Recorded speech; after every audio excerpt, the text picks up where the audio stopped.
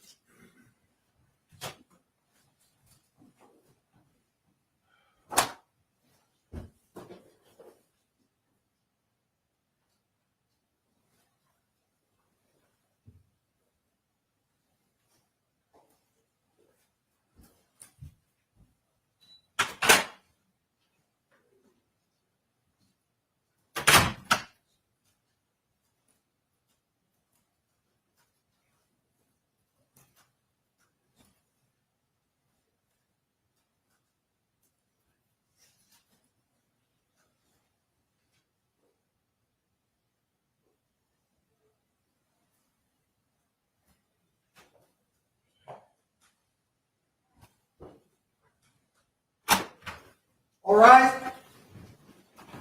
14A District Court is now in session. The Honorable Ortella is now presiding. You may be seated. All right.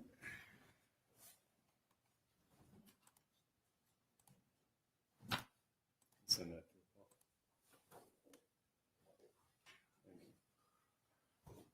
We're now calling case number 25F12175. This is the people of the state of Michigan versus Sherrone Moore. Mr. Simon. Appearances. Thank you, Your Honor. Good afternoon. Katie Rizmersky, First Assistant Prosecutor for the Special Victims Unit for the people. And Your Honor, Joe Simon on behalf of Mr. Moore. That's the charges, sir. We waive formal reading of the complaint. Your Honor, stand mute to the charges. Formal reading having been waived, the plea of guilty will be entered on your client's behalf. Simon, make your bond argument now or reserve? Your Honor, I think the people want to make a presentation, and I'll go after that, if that's okay. All right, Mr. Wisniewski. Your Honor, thank you very much. I appreciate that. Mr. Simon.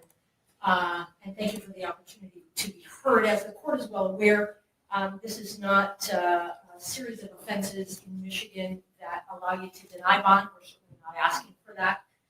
This is a felony of home invasion third degree, misdemeanor stalking, and misdemeanor entry without permission. Your Honor, we are asking for a $25,000 cash or surety bond in light of the fact that we cannot ask for you to deny bond.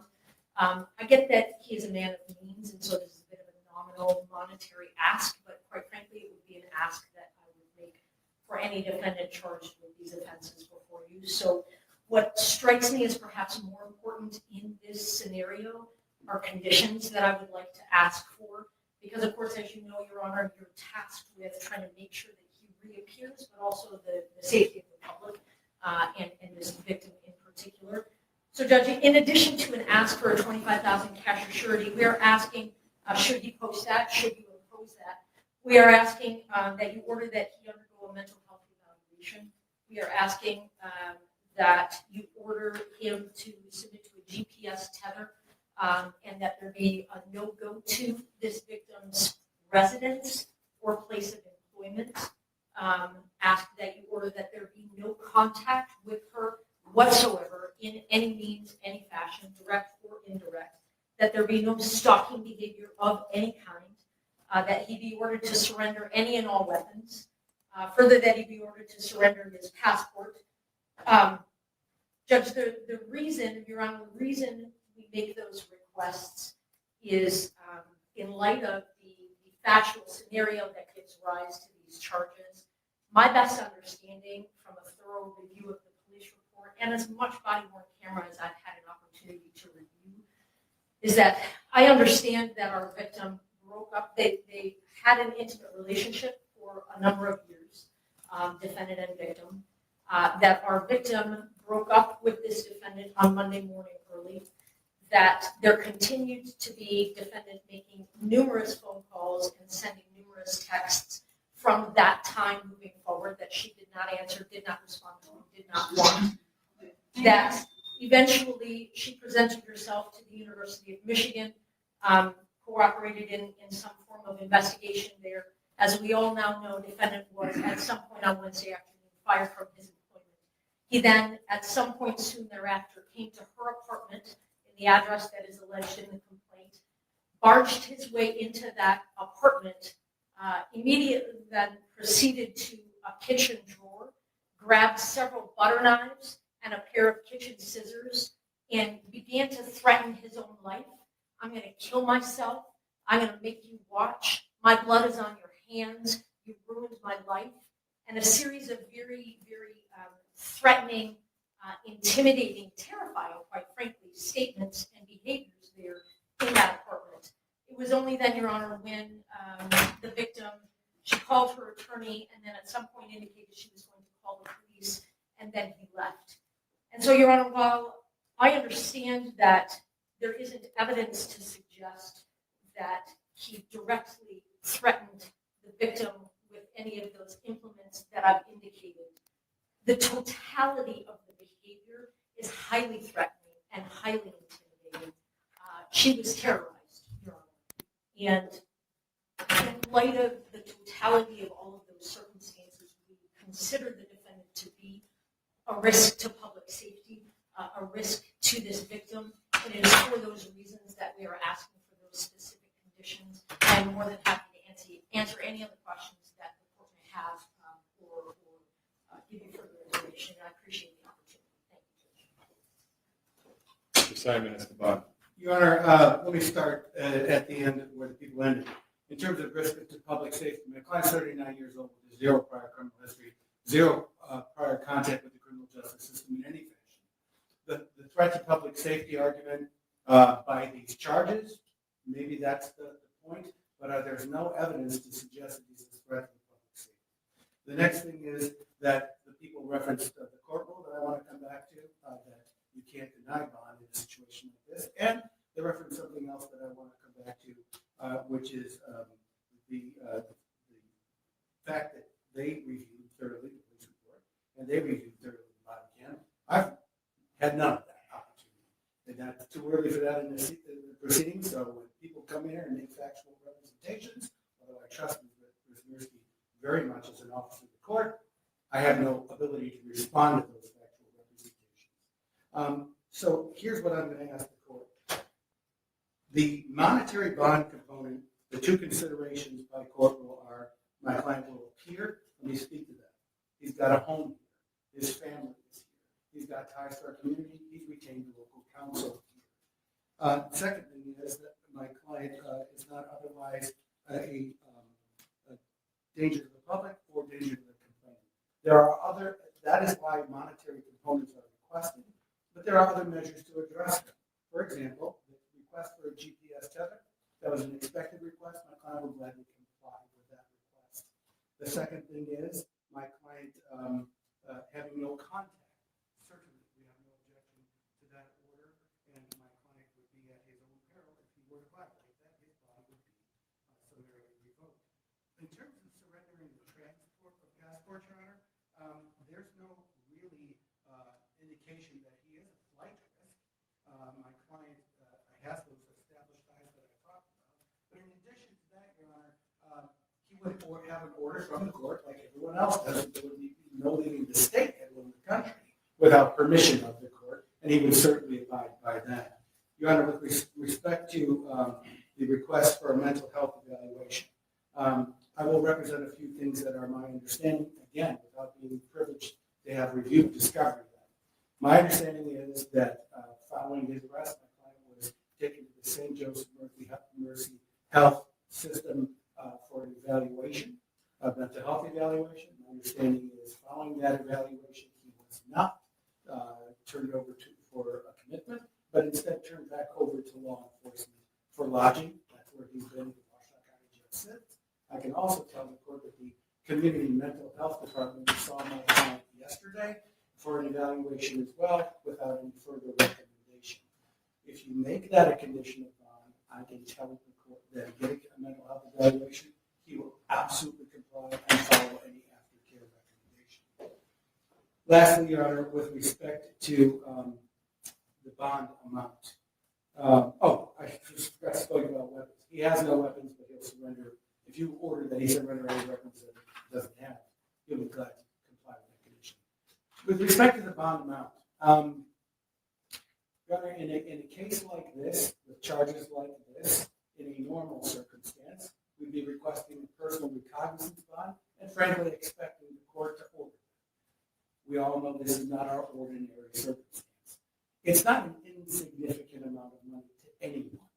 And I ask that the court set the bond amount to the principles, not of my client's bank account, but to the principles of the charges and to the principles of the courtroom. Therefore, I'm requesting that if the court orders a monetary component at all, that it be with the $25,000 10% privilege. And also, Your Honor, if my client is to order to a GPS tether, things have to happen pretty significantly to try to get that in place in time for what we hope to use in this.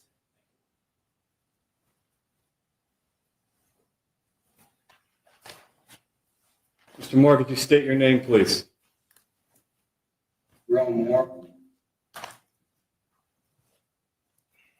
Sir, you are not to use alcohol, marijuana, or any other controlled substance that is not prescribed to you. You are not to possess or purchase a firearm or any other dangerous weapon. You are not to engage in criminal conduct of any kind whatsoever. You may not leave the state of Michigan without permission of the court. Prior to your release, you will be placed on a GPS tether. You will not be released before that GPS tether is placed upon you. You must continue all mental health treatment as a condition of your bond. The named victim in this case will not be placed on the record. You may not have contact with that individual.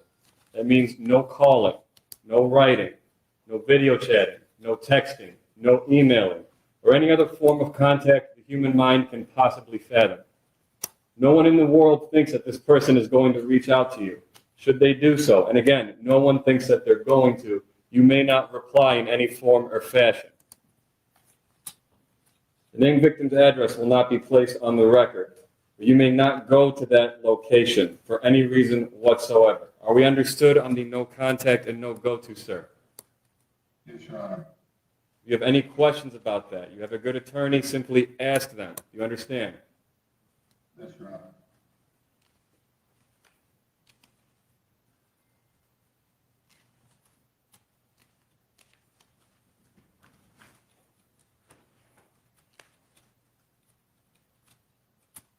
Bond will be set in the amount of $25,000 cash surety, as requested by the prosecution's office. This court does not determine innocence or guilt. This court determines flight risk and community safety. The court finds with these conditions in place, it has been met.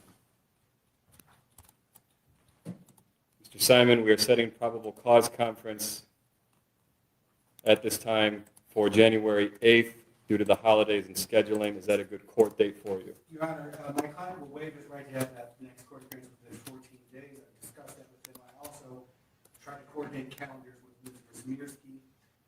In support of that, I think we're both available on January 22nd. The court would order that. And I'll add one more thing for the record in support of that. I understand there is continuing investigation.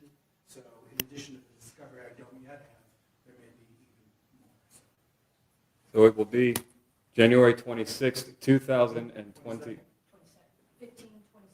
22nd. January 22nd. Then. January 22nd, 2026, 9 a.m., 14A1 District Court, Courtroom C. That will be in person. Sir, do not violate these bond conditions. Follow all orders of the court. Stay in contact with your lawyer. That concludes this hearing. Thank you, Your Honor. Thank you very much.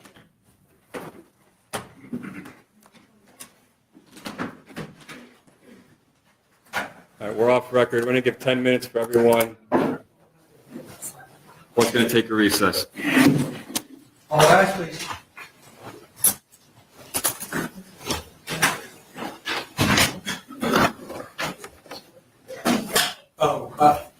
Magistrate, if Katie, can you put? Sure. Katie. Hang on. still devices everywhere. Yeah.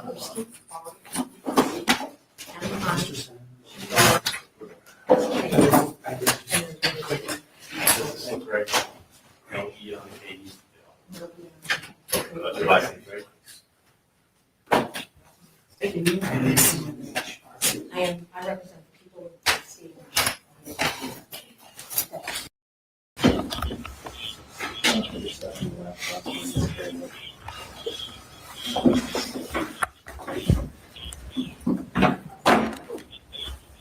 $25,000.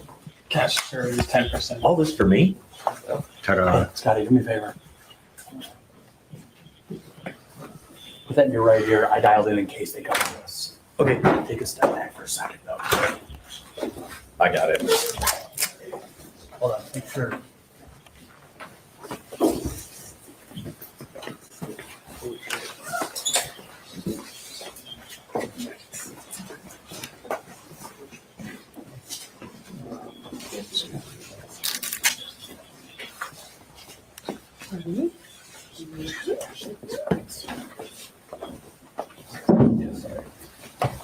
There. It's all here from there. Just for. What's that? Nice single photo of the, no. But how about we split up? Sure. I'll get the one. Hey, watch yourself. Good job, Matt. Thank you, sir. Appreciate it. Yeah, hey, can you slide over? We've been standing here for, like on that side, we've been standing here for Yeah, I can do 20 minutes. it. Either way, I'm gonna get bumped by a door. Pardon me?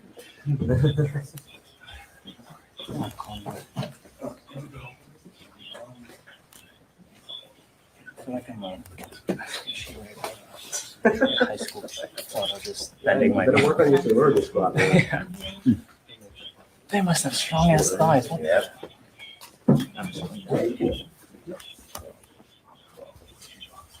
By the way, they were talking to the judge when I left. Okay, so there's more waiting. I did them. Okay.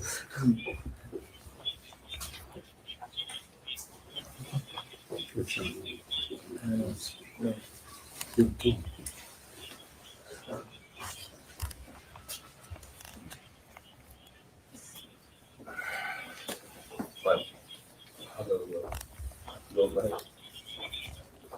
Let that go. Okay.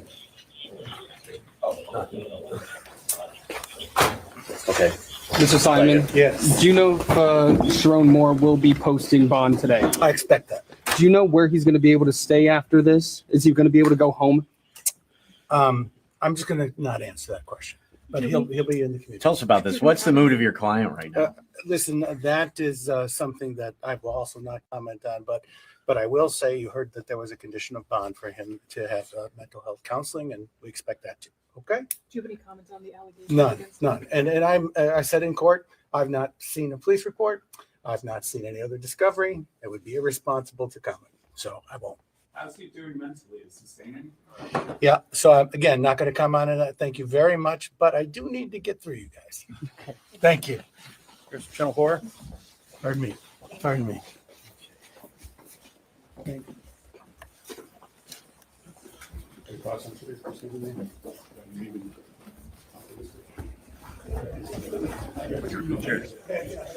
I appreciate that. I just have no further comments. Has he said anything? Anything you can share about how he's doing mentally? I will not be making any further comment. Thank you. Has he talked to his family at all? Watch out, fellas. Please, careful. Excuse me. Push a little through. Yeah, I'm gonna hang on to it.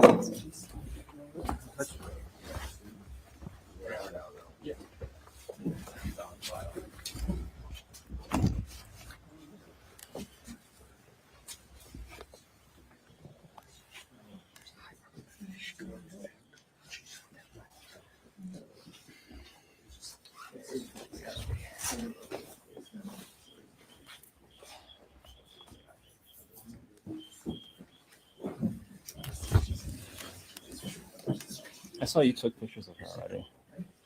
Katie Rosmierski. I didn't. I mean, like historically, yes. I already have photographed her in the past. Because like, she doesn't have a website. No, it's like the only photo of her on the internet. Is the Yeah, one it's I literally took. Emma. Yeah. I was looking it up to confirm it. She walked in. I didn't even recognize her. She walked right past me. Her photo was the first one that came up.